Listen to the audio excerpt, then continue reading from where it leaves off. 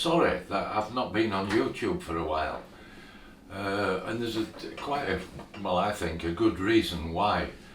I got COVID, basically. I went out with some friends about 4 weeks ago. Just a local motorbikers coffee bar that we go to.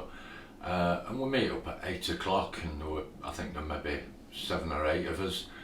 But I felt awful, I had stomach ache, I felt sick, I just didn't feel right. So I said to the guys, I'm sorry, I'm going to have to go home, I don't feel too good. So by 8:30, 8:45, I'm back home. By 9 o'clock I were in bed. And to be honest with you, I slept for like 15 hours right through Friday, and I got up on Friday afternoon or Friday night. I had a slice of toast and I just wanted to go back to bed, so I went back to bed. Jumped forward to Sunday, and Bev, my landlady, said to me, I think you should take a COVID test. And I said, no, I haven't got COVID, I'm okay, I'm just tired. She said, take one. So she's a nurse, so she has packs of them that she has to use. Took a COVID test, bam, straight away the C and the T lit up, and I thought, oh God, I got COVID. It didn't worry me too much. Now I had my 1, 2 and 3 injections back. I think my last one was something like September 21 or something, whenever it was, so that we could travel abroad to get certificates. But I never had my 4th one, I never had my 5th one. If you don't watch John Campbell on YouTube, then I suggest you go and watch John Campbell. He's a doctor or nurse, but he gives facts, and the facts he gave, now I had a heart attack many years ago and I had 2 stents put in. I've also had cancer, and so obviously I'm classed as a vulnerable person. Now John was saying that people were getting all sorts of problems with the COVID jab. First of all, COVID jab doesn't stop you getting COVID, it just lessens the effectiveness, and which I'll go to in a minute. But I just didn't feel right clever. Stomach, feeling sick, bit of a headache. Other than that, I were actually okay, but I hadn't had my 4th and 5th injection, because John Campbell had brought out this information that people that have had, or people, you know, with heart problems, which I don't have anymore, but I had, were having heart attacks, they were having brain embolisms, they were having, what is it in your legs you get, thrombosis. There were all sorts of crap that had been published. Now he only publishes and speaks about things that have been published by the CDC and WHO and all the rest of them. So it quite frightened me. So I didn't have my 4th and my 5th injection. But basically it flattened me for many days, and I tested from the Sunday right through till the following Wednesday stroke Thursday, when it started to fade and then show nothing. But I still felt tired, stop halfway up the stairs and sit down, out of breath. I do smoke, so that's probably not a good thing.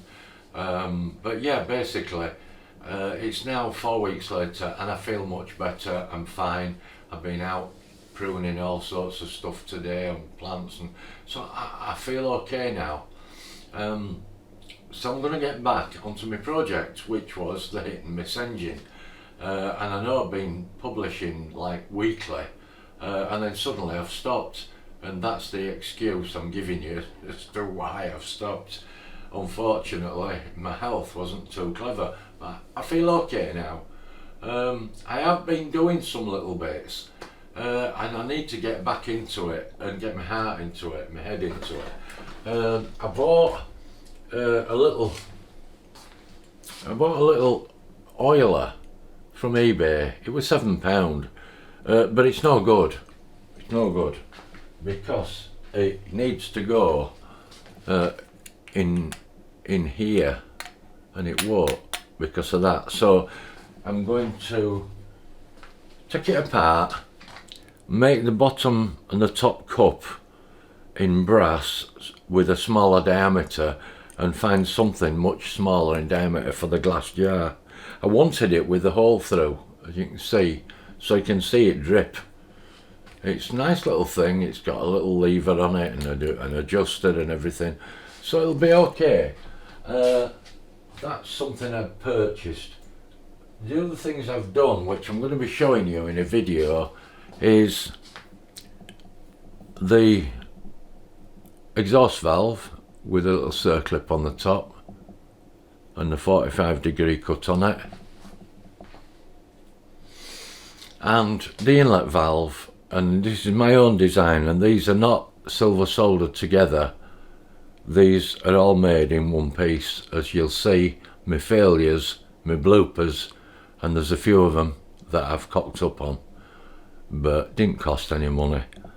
So these were just made out of some scrap rollers out of a printer, I believe, or a cash machine that a friend gave me. But what I've done with this inlet is I've created a thread on the end, which is M3.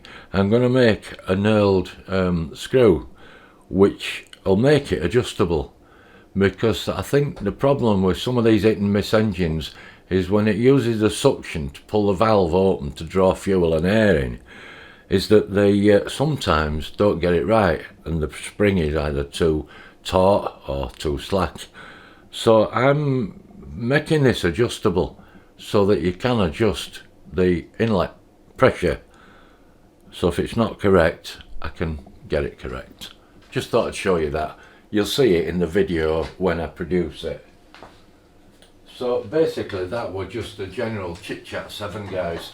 I just thought I'd show my face because people think I've disappeared off the face of the earth, and I haven't. There's lots and lots to show. The barrel's done, the block's done, the head is made, and I've got to do all the drilling and boring and etc for that. We won't go into it. I just thought I'd show a short video to say I'm still here, I'm still going. Okay guys, thanks very much. Please carry on supporting me if you will. Thanks.